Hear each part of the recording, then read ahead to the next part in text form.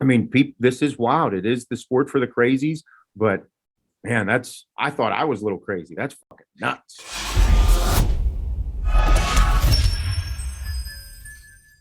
Yeah, and I think no matter what, things are dangerous, and if you get involved in those sports, you're going to have some problems. If you race NASCAR, well, you're going 200 miles an hour. It's not good. When I race bikes, people are going to crash. There's no way you can be a bike rider and not crash, yet I still choose to do it. And I would argue bike racing is probably more dangerous than bodybuilding. Like, let's be honest. Like, I've got 2 torn tricep, broken elbows. It's like, it's bad. Head concussions.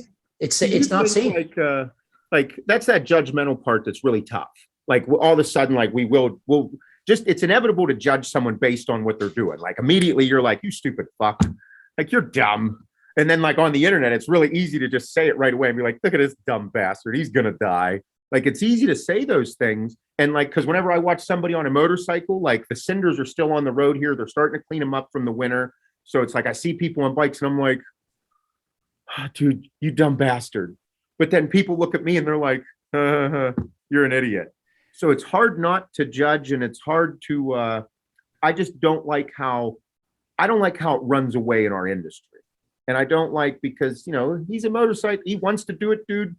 I love looking at bikes. I do. I think they're the coolest thing on the road. I will not ride one again.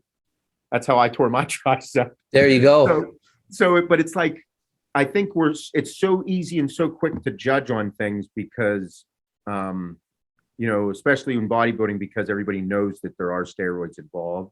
So it's easy to judge someone right out of the gate. But I think everything, there is a risk associated with everything. And you just got to decide which type of risk you want to take. Yeah, I think as long as we're open about the risks and we do it, because there's no way you can go through this life without doing something. Like there's something that makes you happy, and to just take it out and just do nothing and live in a bubble. I mean, what would be the point? But you got to think, like, people will glorify obesity. They act like it's not going to shorten their life. Like I can be Lizzo and rub my 400-pound belly and make my 1,400 calorie burgers. And it's just like, really? You can promote that. To me, that's the same thing as bodybuilding with steroids. And so you have to just know going into it. If you abuse food, eat like shit, you gain 100 pounds, it's going to shorten your life. If you take steroids, going to shorten your life. If you race motorcycles, you're probably going to crash at some point. It's going to do something. I won't race or even ride a motorcycle because I don't trust myself. I like going fast. And I'm just like, I'm I'm going to crash. I can't ride a bicycle. What am I going to do on a motorbike? It's just not safe. So I avoid a lot of stuff. I take risks. I do some things I shouldn't, but I try to minimize them, and I try to have balance. And that's what life's all about.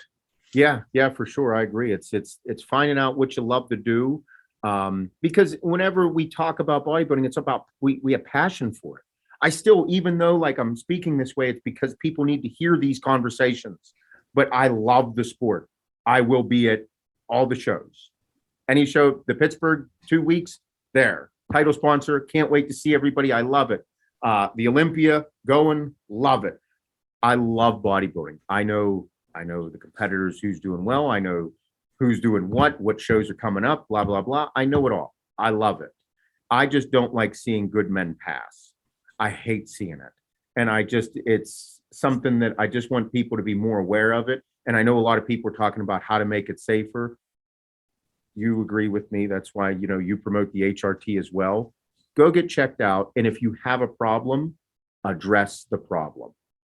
Do not go get your blood work done. You do big cycle. Okay. Come off of everything. A couple weeks later, go get your blood work done. Go see what your blood work looks like. And if you have an issue, if it's like, hello, red flag, take care of the red flag. If whatever it may be, take care of the red flag. Address it properly. Don't take more drugs to address the red flag. You need to make sure that you're making conscious lifestyle decisions to address the red flag to change it. And then whenever you're a little more healthy, or you get yourself under control, and you're like, well, I'm going to go back and do this. Okay, you can. It's your life. But understand that the risk is there. And if I was you, I would try and adjust my lifestyle to address the issue or the red flag that just came up. Try and minimize that red flag from flying up, maybe halfway, because you're still doing crazy shit. It's going to occur. Like my blood pressure. That was my shit. Blood pressure, high hematocrit, high hemoglobin. Like They just go up. So people just need to understand the risks that the risks that are associated with you and your blood work, because it might be different for somebody else, and address them as you continue to go forward. Do not hide in the dark. That's not a good idea. That's the safest way that I think so, at least. Do you agree? Yeah, I'd have to agree. I think the biggest problem is people are not being proactive with their health. They don't want to hear the doctor say something bad. So they blast, they take everything, and they just hope for the best. And eventually, when shit hits the fan and they're really sick, that's when they do something about it, but it's too late by then. And if so, you only get in your blood work to your doctor. And if you do have a problem, it's just not in the cards for you. Out of 100 people, maybe 50 can get away with it and the other 50 can't. You don't know which 50 you're in unless you get the test done. Without naming names, like you coach a lot of people. I got a ton of messages from people, and I will never out somebody's information, but do you see a lot of people with bad blood work? Do a lot of almost everyone that abuses steroids has bad or horrible blood work. I've seen some people quit the sport. I've seen IPB pros quit because they had somewhat bad blood work. And I'm like, for being on a cycle, that's actually freaking good. And they're like, I'm done. And so they quit. I've seen guys get heart attacks. I've had people take 1,400 milligrams of tren and they hire me. And I'm like, you want to put on 10 pounds of muscle, you've been on 1,400 milligrams of tren for 6 months. I'm like, no, they come off. So you hired me, and here's my advice. You got to come off. And it's not bullshit. I'm like, I don't know how you survive on that. And they're in their 50s. I'm like, you're going to get a heart attack. I've seen HDL, LDL ratios of over 30-1.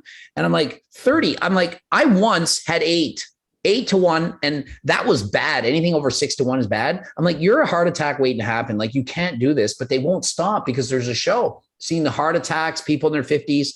And it's like, why are you doing this? And they'll have a heart attack, and then what's my next cycle? And I'm like, I don't know what to tell you, because it's so addictive, and they can't lose their physique. They can't handle thinking that they won't be who they are, that there's no choice. It's like they're beyond addiction. Yet on the opposite end, I've seen a lot of people who are depressed and given like different SSRIs and different things. And then once they've actually been given HRT, fixed, solved. So a lot of people, HRT can be a lifesaver for them, but at the same time, taking cycles can do the exact opposite. Well, I think HRT and cycles are different. That's another takeaway. I didn't hammer that home enough with you on here, then you probably agree. HRT is much different than cycles. Like, once you go above that mark of what the doctor has said, expect adverse side effects. And even taking what the doctor said, you can still have adverse side effects at those dosages. Like, if all of a sudden you're taking 500 mgs and you're like, I can't believe that happened to me. Really? You can't believe that happened to you? So I agree. Yeah, I can't believe that somebody would ever take 1,400 milligrams of test a week. Tren, it was. A test. Yeah, Tren. It's tren. Even worse, right? What are you doing? Like, oh. I gave a guy cycle. He's like, and this is an amateur local shows. And I'm like, okay, give me my cycle. Just what's your biggest cycle that you've ever done? Just give me that cycle and I'll do that. I'm like, oh man, I don't think I should I wrote it all down. And after the show, which he won, he said, I doubled what you said. I just took whatever you said and I doubled it.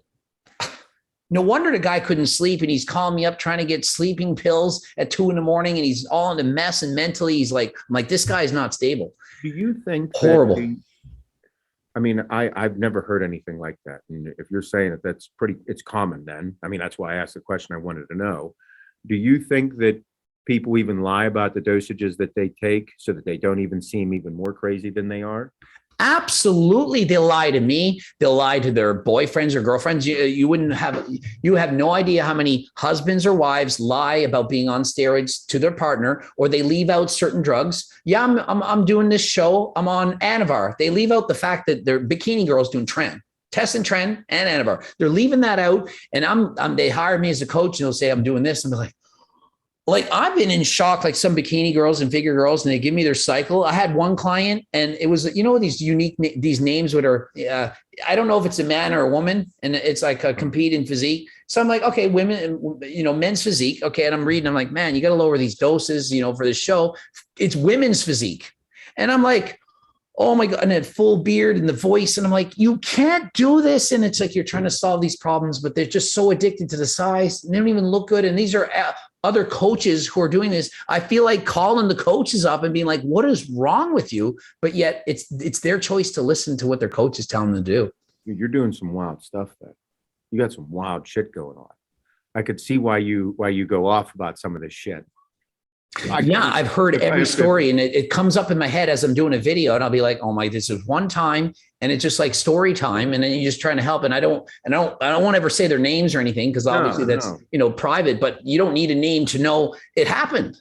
Yeah, no, I mean, it's wild because, like I said, a lot of coaches hit me up and they were like, thank you for making that video. And I'm like, oh boy, then, a lot of people message them saying, I want to go get my blood work done to get checked out. And it's important. And I mean, this is wild. It is the sport for the crazies, but man, I thought I was a little crazy. That's fucking nuts.